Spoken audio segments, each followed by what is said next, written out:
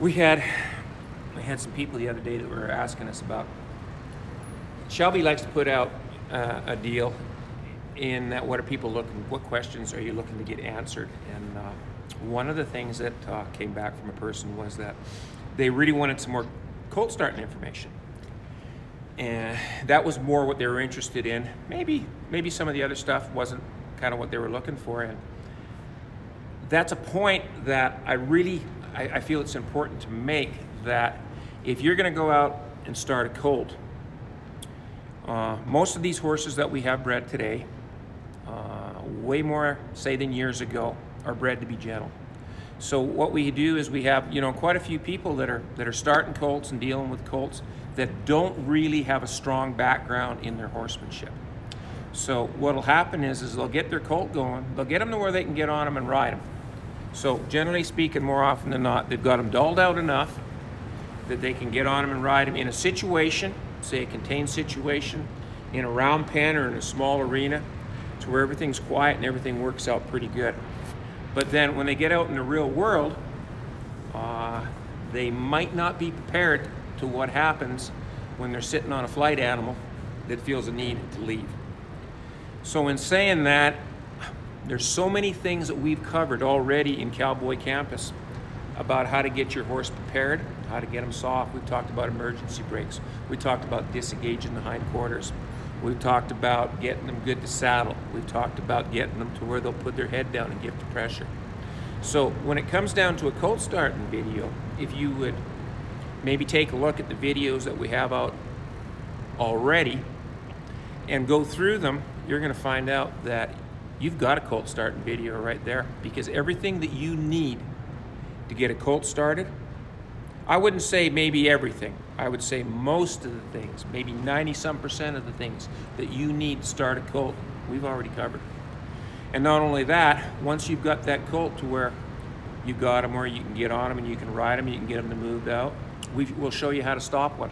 We'll show you how to stop one in a relaxed manner. We'll show you how to stop one in a panic situation. We'll show you how to get a soft feel and have those horses comfortable.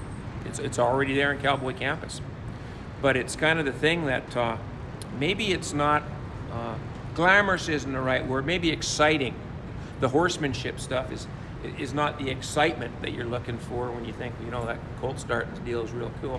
And it is. I mean, there's plenty of folks out there that do an absolutely amazing job getting their colts doing, and they can get them doing so much so quick. But a lot of times what will happen is the general everyday person who doesn't or can't devote that amount of time to working on their horse to where they can be that consistent, they expect to have those results. And using what we've laid out on our horsemanship and taking your time, anything that you would need to do in your colt starting, from getting one desensitized, getting one to where you could saddle them, getting your groundwork down. You want to have them so good on the groundwork before you get on. Getting them to where they would pick you up off the fence.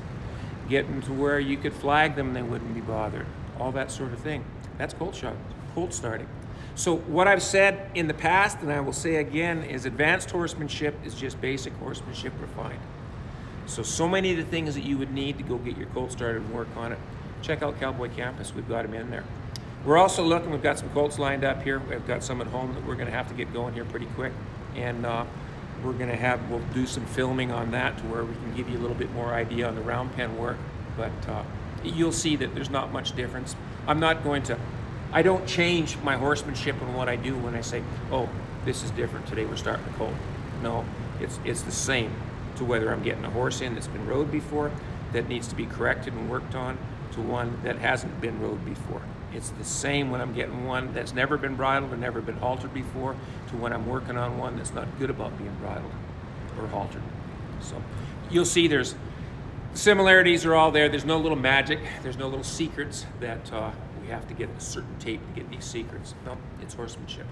So check it out. It's on Cowboy Campus, and we'll have some more stuff coming down the pike if it's Colt-Starting that maybe you're a little more interested in. And we will put the relevant videos into a Colt-Starting category. Yeah, we can as do well. that. Yeah, we can do that. And then we'll add to it down the road. Mm-hmm.